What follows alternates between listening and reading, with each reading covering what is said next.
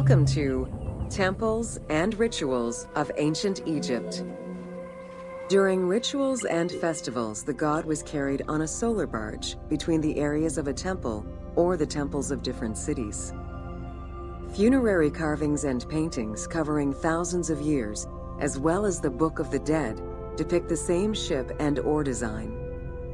Solar barges have been uncovered near or within several pharaohs' tombs.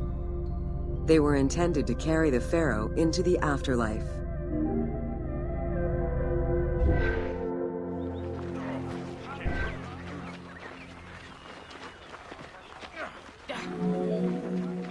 Ancient Egyptians believed that Ra, the sun god, traveled the skies in a boat known as the solar barge. The solar barge was believed to cross over to mythological lands.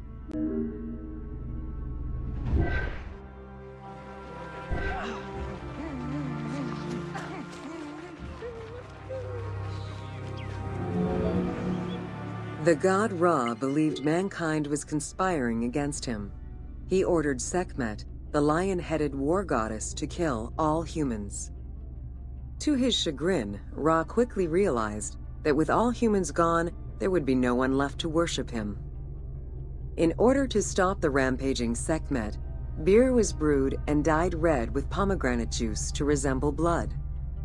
Sekhmet drank every drop of the brew she could find, eventually passing out drunk. When she awoke, she was calmer, and her lion visage had changed into Bastet. The Festival of Drunkenness was celebrated in honor of that myth.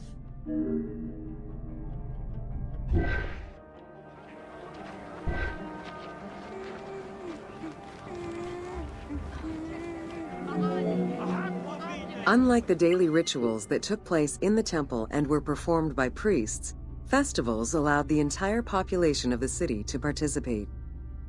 Festivals helped mark the passing of the seasons in the agricultural calendar. In reflecting the cycles of life, festivals offered a sense of consistency and structure for the regular citizens, thus reinforcing the sense of order that pharaohs were to provide for the citizens of Egypt as part of their godly duties.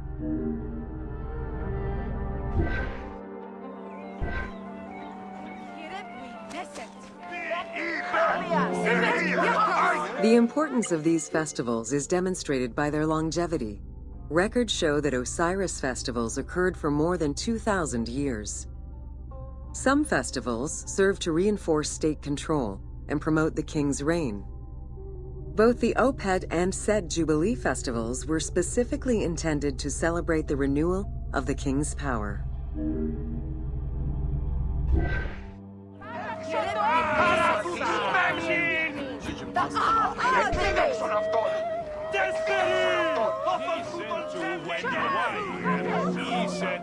The temple hierarchy consisted of high priests, several types of priests, scribes, and servants. The high priest was known as the prophet. Some divinities had up to 4 prophets, and they were the ones to perform the most advanced and complex rituals.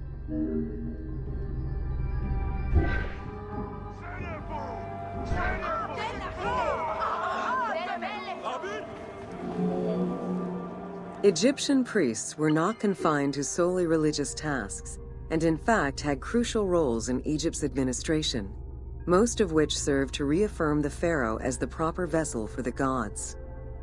Their focus within the temple was centered on the proper conduct of daily divine rituals, rather than as custodians of dogma or the indoctrination of individuals.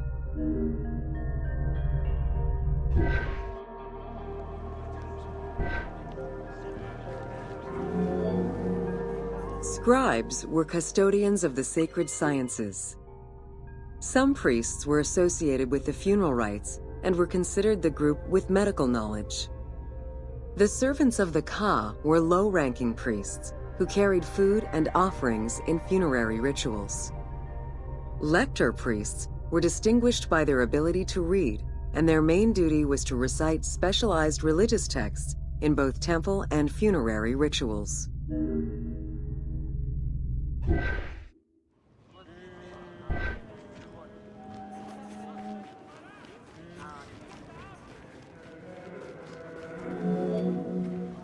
Priests and all the officials who served the temple worked only 3 months a year, with each period separated by a quarter of inactivity, at least within the temple compound. Each outgoing group handed over the temple and their tools to the newcomers. Only the high priesthood remained in permanent office within the temple.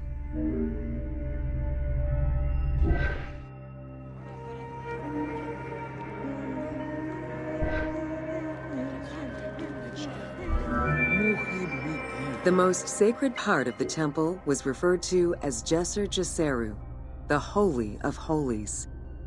The most sacred inner sanctuary was where the shrine to the temple deity was located. Only priests were allowed within. Offerings were given and rituals unseen by even the pharaoh were performed. While the team chose to allow any character access to this space in some game temples, normally it was reserved for priests alone.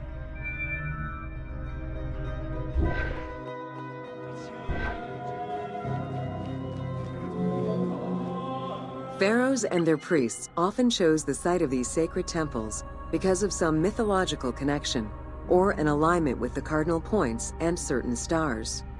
Once selected, a foundation ritual was performed. The pharaoh was required to complete 10 steps in the ritual, which required a mix of offerings as well as specific construction techniques.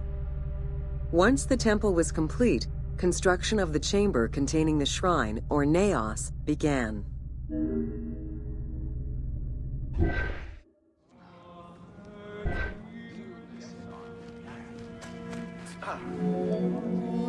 The naos was where the god statue stood.